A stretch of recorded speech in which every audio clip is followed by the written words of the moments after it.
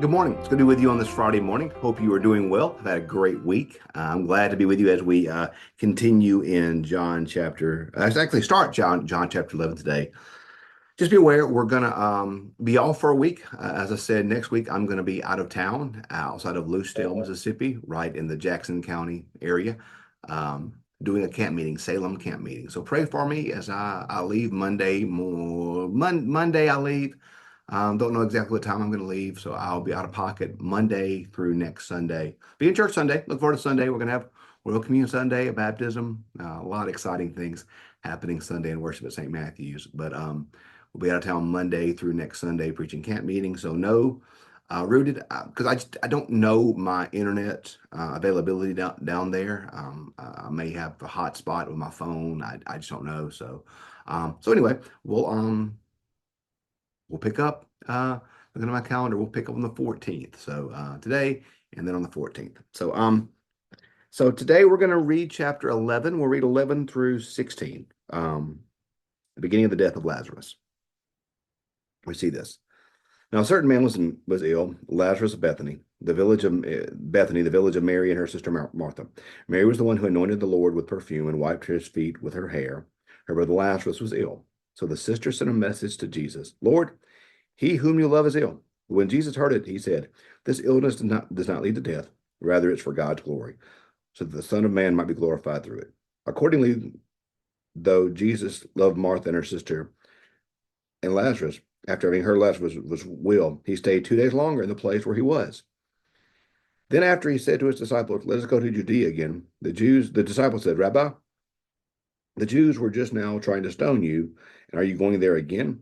Jesus answered, are there not 12 hours of daylight? Those who walk during the day do not stumble because they see the light of this world. They see that because they see the light of this world. But those who walk in the night stumble because the light is not in them. After saying this, he told them, our friend Lazarus has fallen asleep, but I'm going there to awaken him.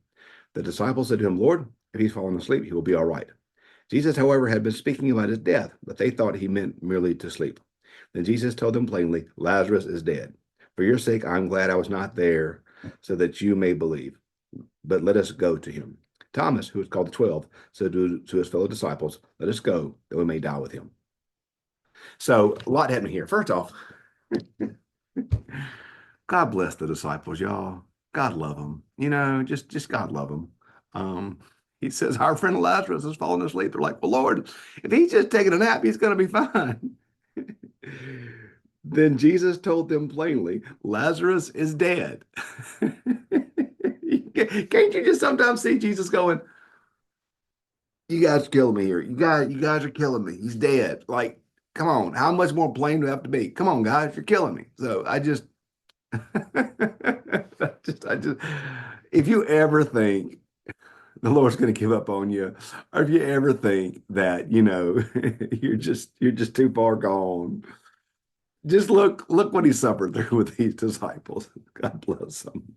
So we're gonna dig back in to this initial part of the story in a couple of days or about a week and a half or so when we deal with um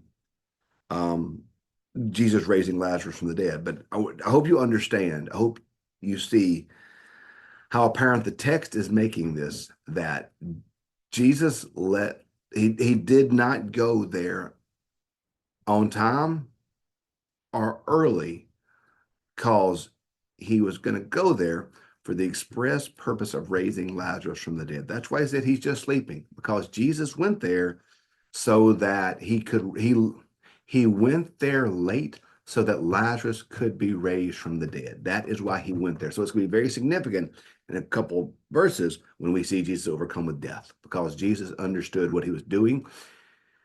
He understood the choice he was making, and he basically, I don't say let him die. That sounds terrible, but Jesus did not go in time to raise him faster.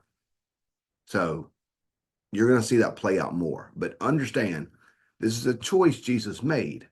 And we're going to see why in a couple verses, but we're also going to understand too the reality of grief, the reality of death. So that'll be a more we'll dig into in a couple sections. But what I really want to finish up today with is Thomas, verse 16. Thomas, who is called the twin, said to his fellow disciples, "Let us also go, that we may die with him." Okay. So when you think of Thomas, what do you think of in the Bible? What do you think of? What's the first word you think of? Doubting, right? It's the first word you think of. Doubting Thomas. Bet you didn't know the story, did you? I bet you didn't know when they say in verse 7, so I'm sorry, verse 8, the disciples said to him, "Rabbi, the Jews are going to try to stone you. Are you going there again?" In other words, like Jesus, they just tried to kill you when you were there last time. Like they literally tried to kill you last time. And you're going back again? Really? Really? Really? Okay. What does Thomas say? Let us go with him that we may die with him.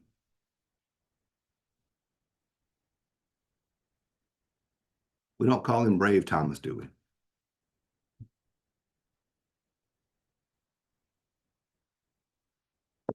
We don't call him courageous Thomas, do we? No, we don't. No, that's not what we call him. We call him doubting Thomas. We call him doubting Thomas. We don't we don't think about we don't think about the bravery. We think about the doubt. How do we how do we think of others? How do we think of ourselves? Do we define ourselves by our worst mistakes, our failures? Or do we define ourselves by the time we were faithful and the time we got it right? How do we define others? Do we define others by their worst mistakes? Do we define others by their failures? The times they didn't get it right, the times they messed up. Is that how we define others? Doubting Thomas, not brave Thomas. We need to be careful, friends. We need to be careful. Let us not be so quick to define others by their failures. Let us not be so quick to define others by their mistakes. Let us not be so quick to define others by their worst moments. But let's give grace. All of us, y'all. All of us. All of us have moments of failure. All of us have moments where we got it wrong. All of us have moments where we blew it. Every one of us. I do, you do, we all do. We all have these moments where we just got it wrong. We said the wrong thing, or we did the wrong thing, or we just got it wrong. Thomas doubted. Well, look at all he'd been through. He doubted. And if we're not careful, we'll define him by that doubt. Instead of defining him by his bravery, by his courage, by his strength, by his willingness at this point to even go with Jesus to Jerusalem that he may die with him. Thomas believed in Jesus. Thomas had faith. He doubted, yeah, but he had faith.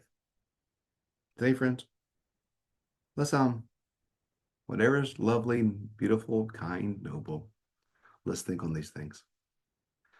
Let's not define ourselves by our worst mistakes, but let's define ourselves through God's grace, through who God wants us to be. And let's not define others by their worst mistakes, but let's define others through Jesus' grace, through who he wants them to be. Doubting Thomas or brave Thomas? Which of these two will we choose to think of our friend Thomas as? How we define him? How we define others? How we define ourselves? Let's be careful to define all of these. Thomas, ourselves, and others, to define them through grace. not holding on to the worst mistake. Hey, thanks for being with us. Hope you had a great time today, and we will pick up again in about a week. So we'll pick back on the 14th. So thanks for being with us. Have a great day.